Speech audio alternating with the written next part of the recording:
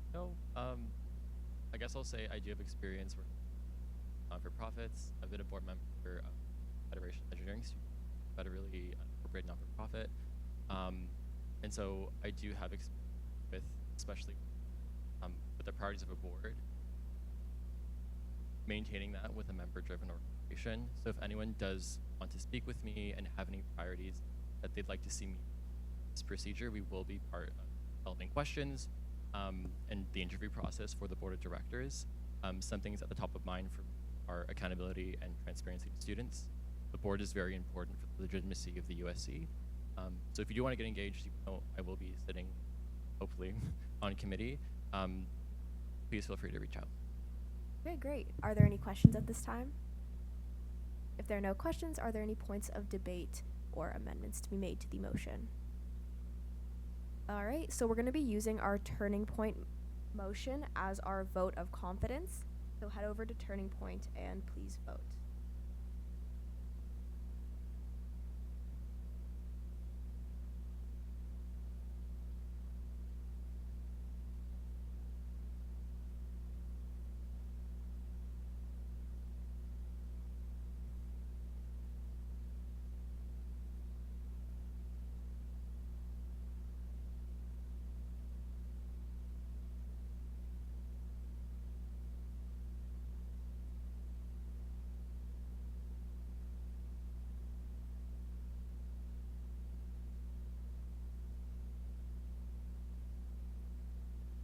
Okay, this motion passes unanimously.